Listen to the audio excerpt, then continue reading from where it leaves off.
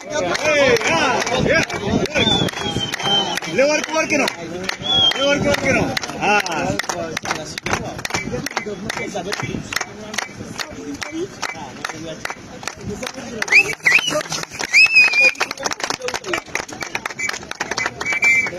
ንግስቷ ለንደን ላይ ነግሳለች።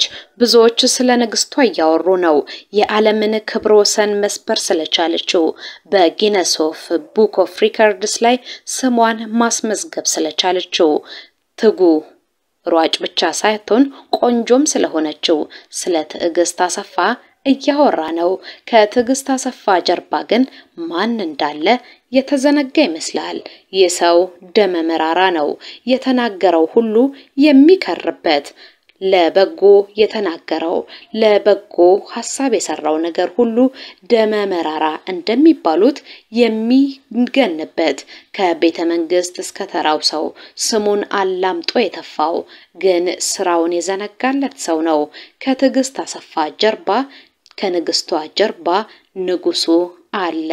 ገመዶ ደደፎ አሰልጣኟ የቤተ መንግስትን ደጃፍ ያንኳኳው የቤተ መንግስት ገንዘብ ይብቃኝ ያለው ደግሞም ይቅርታ ተጠየቀ ተብሎ በሚዲያ ስሙ የተጠቀሰለት ባለቤቱን በማሰልጠን ለድል ያበቃው ደግሞም በአንዳንድ አሰልጣኞች የሚወደደው በአንዳንድ ሯጮች ደግሞ የሚነቀፈው የኢትዮጵያ ሕዝብ እንዲም ነው እንዲያም ነው የሚልለት ገመዶ ደደፎ ታሪኩ ብዙ ነው።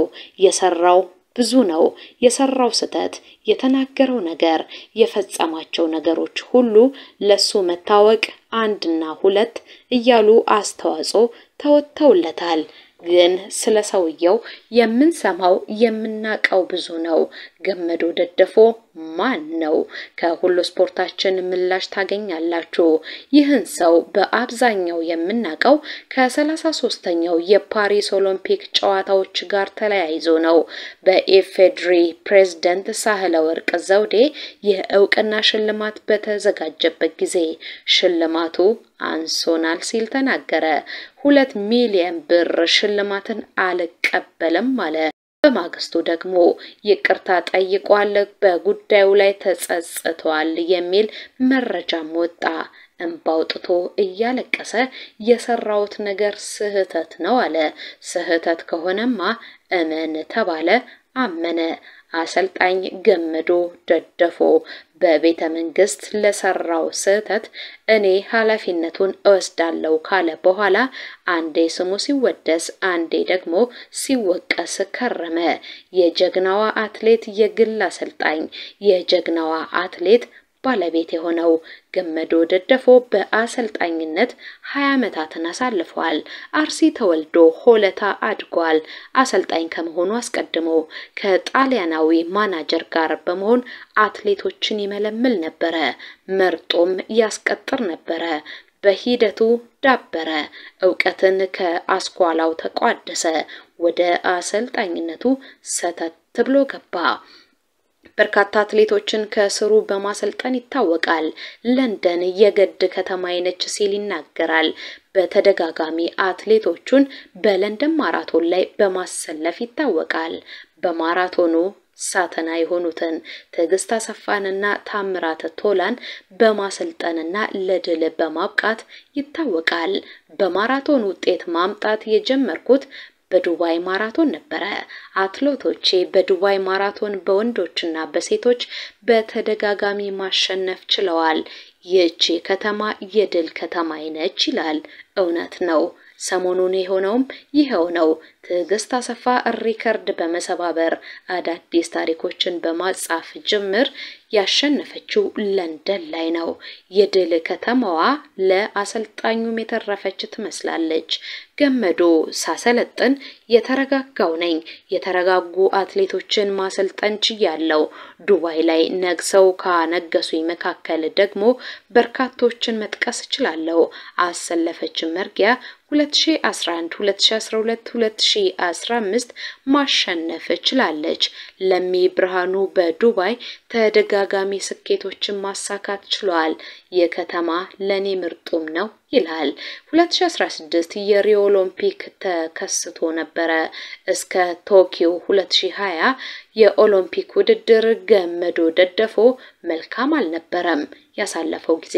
ምክንያቱም ለ4 ዓመታት የትጥቅ አምራች የሆነው ናይኪ ለአትሌቶቹ ያቀረበው የመሮጫ ጫማ ጥሩ አልነበረም። በወቅቱ ናይኪ ያመረተው ጫማ አሰልጣኞችን የፈተነ ለሯጮችም ያልተገባ ነበር ይላል። ከአዳዲስ ወይንም ከሌሎች የሩጫ ጫማዎች ጋር እሱም አትሌቶቹንም አስተዋወቀ። በዚህ ጊዜ ክብረ ወሰኖችን መሰባበር ቻለ። አሰልጣኙ ወርቃማ ዓመታትን አሳልፏል። 2023 የሚጠቀስ ነው። በዋና ዋና የማራቶን ውድድሮች ላይ አዲስ ታሪክ ማጻፍ የቻለበት ጊዜ ነበረ። በ2023 ብቻ ትዕግስት አሰፋ በርሊን ማራቶን ላይ 2 ሰዓት ከ11 ደቂቃ ከ53 በመግባት የዓለም ክብረ ወሰንን ጨበጠች። አማኔ በሪሶ 2 ሰዓት ከ14 ደቂቃ ከ58 በመግባት በጊዜው ብሔራዊ ክብረ ወሰንን ሰበረች። በቡዳፔስት የዓለም የሻምፒዮና ላይ የወርቅ ሜዳሊያ ያጠለቁትም የሱ ሯጮች ናቸው። በወንዶቹ ታምራት ቶላ በኦሪጎን የዓለም ሻምፒዮና ላይ ወርቅ አሳካ። በኒውዮርክ ማራቶን ደግሞ 2 ሰዓት ከ04 ደቂቃ ከ58 በመግባት የቦታውን ክብረ ወሰን ማሻሻል ቻለ።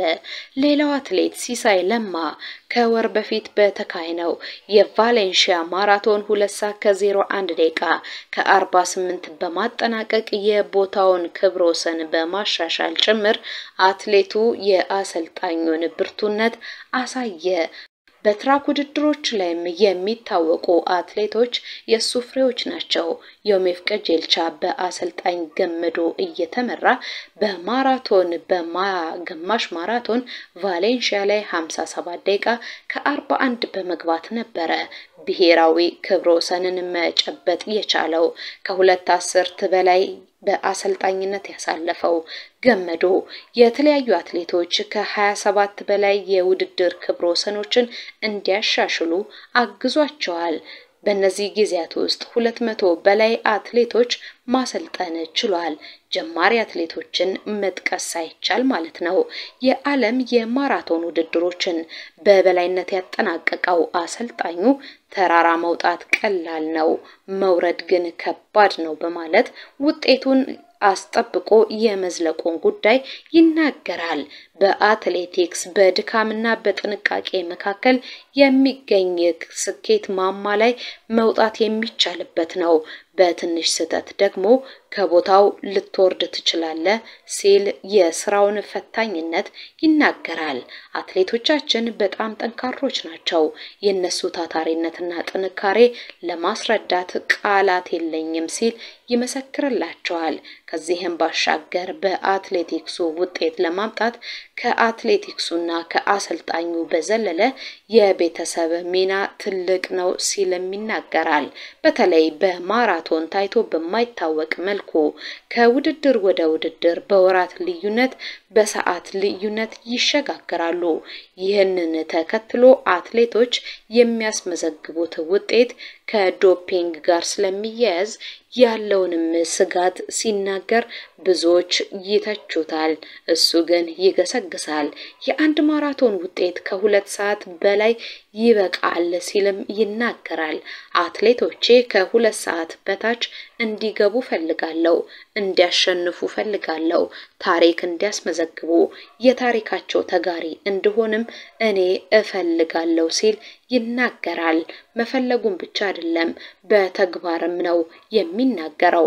ገመዶ ደደፎ ይሄንን ሁሉ ታሪክ የሚያስመዘግብም እሱ ግን የዲሽታ ጊና ታሪክ የደረሰበት ይመስላል። እኛ ሀገር ሰው የተሰማውን ሲናገር ወይንም ለመብቱ ሲታገል እንደ ነውር ይታያል ብለዋል። በወቅቱ ደደፎ መድረክ ላይ ከወጣ በኋላ ሽልማቱን ለምን እንደማይቀበል ማንንም ሳያንቋሽሽ በጨዋነት ተናግሯል ይላሉ አንዳንዶች። ድካሙን ልፋቱን የሚያቀው ስለሆነ ልክ አይደለም እያሉ ለመናገር እኛ ማንን ሲሉም ይጠይቃሉ። በሀገር ውስጥ እስከ ውጭ ሚዲያ ለሰራው ስራ እውቅና የተሰጠው ጠንክሮ መስራቱን በውጤት ያየነው በመሆኑ ምንም አይነት ስህተት አላየውበትም ብሎ በአንድ ወቅት አንድ ሰው ተናግሮ ነበረ። ጠበቃና የህግ አማካሪ ነው ሰውየው። ገመዶ ማራቶን ማሰልጠን ይቻላል የሚሉ ብዙዎች ናቸው። ብዙ ውድድሮችን አይቻለው ይላል ምስክሩ። የሚያስጨንቁ በሰከንዶች ልዩነት ራስ ምታትን ሊለቁ የሚችሉ ከፍ ያሉ ውድድሮችን አይቻለው። ከነዛ ውድድሮች መካከል የትዕግስትና የሲፈን ፉክክር ሁሉንም ያሸነፈ ነው። ሁሉንም አይነት መስዋዕትነት የተከፈለበት ነው። ከፓሪስ ኦሎምፒክ ጋር በተያያዘ ገመዶ ደደፎን ማንሳት እንችላለን። ገመዶ ደደፎ ማራቶን ማሰልጠን ይችላል ይላል አስተያየት ሰጪው። ይህ ሊደበቅ የማይችል ሀቅ ነው። ገመዶ ገና ወጣት ነው። ራሱን ከጠበቀ ብዙ መስራት ይችላል። በይበልጥ ደግሞ አንዳንድ ጥቃቅን ነገሮችን ከቀረፈ በኢትዮጵያ አይደለም በዓለም ላይ ቁጥር አንዱ አሰልጣኝ ይሆናል። ገመዶ ለኢትዮጵያ አትሌቲክስ የጀርባ አጥንት ነው ሲል ይመሰክራል። ገመዶ ደደፎ ለምን ብር ብቻ መኪና ለንሸለም ይገባል በማለቱ የተብጠለጠለው ገመዶ ደደፎ በብዙ ነገሮች ነው ሲተች የነበረው። ስሜታዊ ሆኖ በድንገት ስተት ሊፈጽም በማይችልበት ቦታና ሰዓት ላይ እድሉ ሆኖ የተሳሳተው ገመዶ ደደፎ በዚህ ስተቱ ብቻ ለመታሰርም በቅቶ ነበረ። በቤተ መንግስት ተገኝቶ በተናገረው ንግግር አንገቱን አንቀው ከቤተሰቡ ለይተው የጸጥታ አካላት ወደ እስር ቤት ከተውት ነበረ። ጩኸቱ ሲበረታ ግን ይህ የአትሌቶች አለኝታ ከእስር ቤት ወጣ። ከዛ በኋላ በርካታ ውድድሮችን የሚያሸንፉ አትሌቶችን ማምረት ጀመረ። ገመዶ ደደፎ ከታምራት እንዲሁም ከትዕግስት ድል ጀርባ እንዲሁም ጎን መሆን የቻለ ነው። ከዚያ ውጪ ገመዶን በሩጫ ሙያው ለማታውቁ ገመዶ በሩጫ የሰራቸው አስደናቂ ታሪኮቹ ብዙ ናቸው። ልናመሰግነው የሚገባውም በዚህ ነው ይላሉ። የኦሎምፒክ ጨዋታዎችን በተመለከተ ፓሪስ ላይ ኢትዮጵያ ላገኘቻቸው የወርቅና የብር ሜዳሊያዎች በማራቶኑ ለፈነደቅንበት ድል የሱ ድል ትልቁ ነው። ሪዮ ላይ 2016 ታምራት ቶላ የነሐስ ሜዳሊያውን ሲያመጣ የሱ ጉዳይ መወሳት ያለበት ነው። የትዕግስት የብር ሜዳሊያውም አይዘነጋም።